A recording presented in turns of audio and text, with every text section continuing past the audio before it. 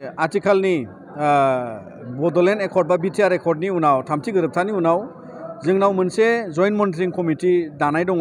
भारत सरकार आसाम सरकारनि अफिसार आरो बावहाय बिटिसिनि अफिसियेल आरो लोगोसे स्टेक हल्डार्स होनोबा सिगनेटरि आफाद एबसुआ अरायसम थाफायो, इउबिपिअ थाफायो आरो दिनै एक्स एनजेपि इउनाइटेड फरामाबो थाफादों आरो बेवहाय बे 6 दाननि उनाव जानाय मोनसे हाबाफारि, जाय हाबाफारिनि गेजेरजों एकर्डनि जि दफाफ्रा माबादि मावफुंजागासिनो दं एबा माबादि थासारियाव दङ बिनि सायाव सावरायनाय जादों। आरो जेरै जोंहा दा आथिखालाव माने माखासे गिदिर गिदिर खामानिया जेरै पेन्डिं जानानै दङ, दा जिहेतु इलेक्शन कड अफ कन्डाक्टबो नांनानै दङ, दा बिनि थाखायनो दा जिहेतु मडेल कड अफ कन्डाक्टनि उनाव माखासे पलिटिकेल एक्टिभिटिसखौ मावनांगौ होननानै बे मिटिङावहाय माने थिरांथा होनाय जादों। जेरै बाउन्डारि कमिसननि बेलायाव बे एक्सटेनसननि जे मेटार बाउन्डारि एक्सटेनसन बिनि आद्रा खामानि दङ आरो कमिसना गोदानै चेयारमेन होनाय दं, बेखौ रिपर्ट होनाय जादों।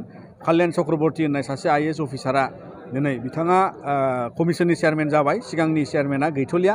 दा बिनिखायनो बेफोरबायदि दिनै माखासे फसंथाननि खोथा, एजुकेशनेल इन्स्टिटिउशन्स आरो साबजेक्ट बारायनाय, समस्ति बारायनाय, बे माखासे संबिधानिक बाथ्रा दङ आरो बेखायनो बेखौ गोदान सरकार पार्लामेन्ट गोदान सेसन फैयोब्ला बेफोरनि राहाया अलरेडि माने ड्राफ्टिं स्टेजावहाय बियो दंखासै भारत सरकारनि हम मिनिस्ट्रिनि आखायाव।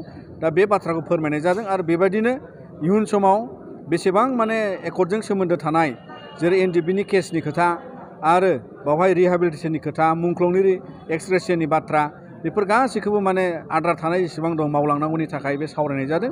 गुबैयै बे अफिसार्स टु अफिसार्स आरो स्टेक हल्डार्स हिसाबै जोङो बेवहाय थाफानानै जाहाथे जेबो खामानिया आद्रा जाया, जेबो खामानिखौ गालाङा, बिनि थाखाय जों बेयाव गोख्रोङै सावरायनाय जायो।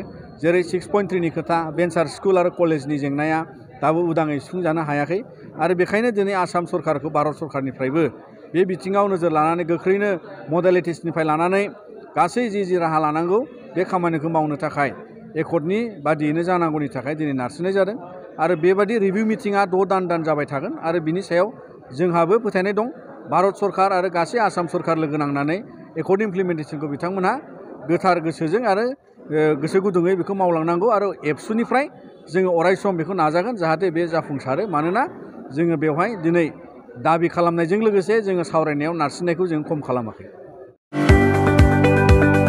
गोजोनथाव खौरां, आइ आफा बिएम इनस्टिट्युट अफ पेरामेडिक्सआ सोलोंसाफोरनि थाखाय लानानै फैदों देहा सोलोंथाइनि थाखाय मोनसे मोजां खाबु। क'क्राझार जिडि र'डआव थानाय आइ आफा बिएम इनस्टिट्युट अफ पेरामेडिक्सआव गोदानै मुं थिसननाया सोलिगासिनो। गोसो गुदुं सोलोंसाफोरा क'क्राझार गांजेमा बाजारनि साखाथियाव थानाय